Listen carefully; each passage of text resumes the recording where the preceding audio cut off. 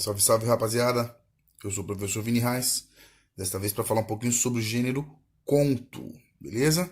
Bom, em linhas gerais, o conto é uma narrativa. Então, sendo assim, tem todos os elementos constituintes de uma narrativa. Lembram-se do pente? Personagem, enredo, narrador, tempo e espaço? Pois bem, essa estrutura é fixa. É a estrutura que pertencente a todas as narrativas, tá certo? Bom, em linhas gerais, a gente difere o conto da crônica, como eu disse em vídeo anterior, pelo fato do humor. O humor é uma característica que pertence à crônica. Já o conto, ele tem algumas formas mais concisas e é uma narrativa, só que gira em torno de um núcleo de personagens, um conflito. Então é uma narrativa bem menor.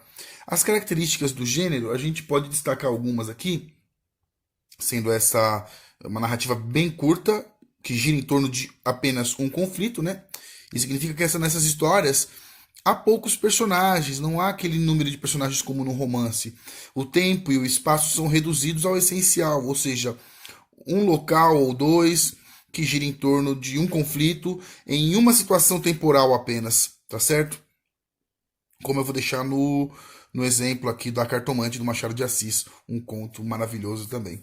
Então, o enredo, que é aquela sequência, né, de ações realizadas pelo personagem, é um enredo diminuído também, é um enredo onde as personagens acabam se desenvolvendo com um pouco, de maneira um pouco menos extensa, tá certo? É marcada pela existência de um único acontecimento relevante, como é o caso da Cartomante. Daqui a pouco eu vou dar o spoiler, né? A Cartomante, quem leu já sabe que, bom, ocorre uma traição, como manda o figurino machadiano, né? Dessa forma, em geral, os contos apresentam apenas um clímax.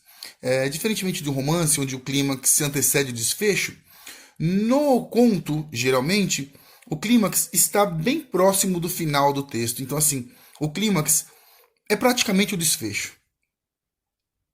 Tem alguns tipos de contos, a gente tem que destacar aqui, né? Antes de eu falar um pouco do resumo do, da Cartomante, do Machado de Assis. Há o conto de ficção científica, né, que se caracteriza por enredo, por elementos que não existem na nossa realidade, ou seja, futuristas, né? Alguma coisa inventiva, que abordam aí temas como avanço tecnológico, avanço científico. Temos contos infanto-juvenis, narrativas voltadas para crianças e adolescentes. Normalmente a linguagem utilizada nesses contos é mais simples, né, mais popular, mais coloquial. E as temáticas giram em torno dos conflitos da galerinha dessa idade, né? Ou seja, da vida desses leitores alvo, que são os jovens, adolescentes. Então, namoro com amigas, namoro com amigo ou amiga, aquelas coisas que pertencem ao ambiente escolar, coisas que os jovens vivenciam. Por isso, é um conto infanto-juvenil. O conto fantástico, por sua vez, possui personagens e acontecimentos impossíveis de acontecerem do ponto de vista da realidade e não são explicados na narrativa. Esse conto tem conquistado cada vez mais leitores. O pessoal gosta bastante desses contos fantásticos. E por fim, o conto de fadas, aquele velho conhecido nosso, Era uma Vez, né? Todo mundo já leu algum conto de fada ou conhece algum conto de fada, né? Ele é marcado pela existência de fadas e criaturas mágicas, entre outros personagens.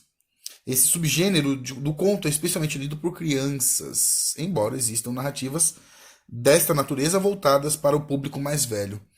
Os irmãos Grimm estudaram esses contos de fada e observaram que muitos deles foram se modificando no decorrer dos anos justamente para se adequar a esse público infantil. Beleza? Tudo bem por aqui? Joia. Então, a diferença entre crônica e conto, como eu havia dito, está nessa relação de não haver o elemento humorístico dentro do conto, né?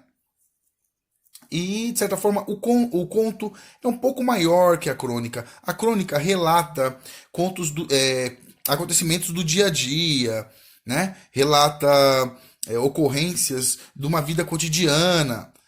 Está ligado ao jornal. Já o conto trata de história geralmente, História ficcional, mas, como a gente vai observar, a história do Camilo, do Vilela e da Rita pode sim ter acontecido em alguma circunstância, né? Então, vamos ao enredo da Cartomante. A Cartomante, como todos já sabem, é um texto, é um conto do Machado de Assis, o maior escritor em língua portuguesa. E ele já começa fazendo uma referência ali a Hamlet, né? Quando a Rita vai à Cartomante e, de certa forma, ela quer saber um pouco sobre a sua vida, sobre que fim terá o seu romance extraconjugal com o Camilo.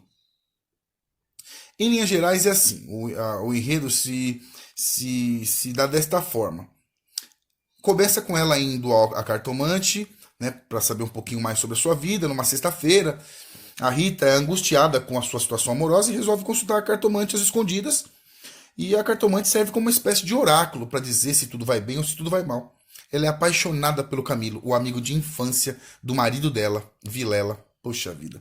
E a Rita tem medo desse relacionamento vir à tona.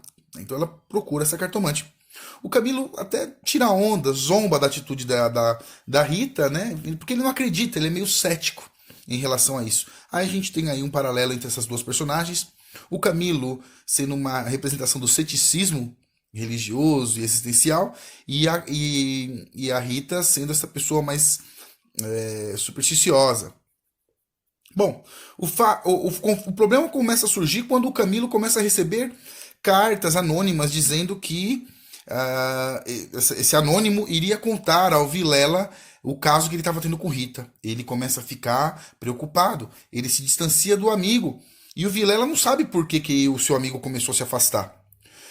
O fato é que no final dessa narrativa, o Camilo fica com tanto medo que até ele começa a ser supersticioso e vai procurar a Cartomante que a Rita consultava. E lá a Cartomante diz a ele que ele vai passar ele vai terminar junto com o grande amor da sua vida. Aí ele fica mais tranquilo, né? E aí ele tinha recebido uma carta do Vilela, e a caminho dessa carta, a caminho da casa do Vilela, ele resolve então procurar a Cartomante para desabafar, né, e saber o que vai acontecer no final da história. Aí a Cartomante diz a ele que ele ia terminar com o grande amor da vida dele. Ele fica tranquilo e vai para casa do Vilela. Então, ele já fica mais tranquilo, estava desesperado, né? Acabou de receber uma carta de um amigo chamando para um encontro na casa do Vilela, ele ficou em choque. Bom, após a consulta, Camilo se acalma e vai tranquilo ao encontro do amigo. Cliente que não havia sido descoberto, né? Porque a Cartomante, afinal, tinha dito que eles acabariam juntos. Quando ele entra na casa do Vilela, o Camilo se depara com a Rita assassinada e ele toma 2 tiros do amigo de infância e cai morto, juntinho ao lado do corpo de sua amada. A Cartomante estava certa e os dois terminam juntos essa história trágica. Um grande axé, aqui é o professor Vini Reis, até a próxima. Fui!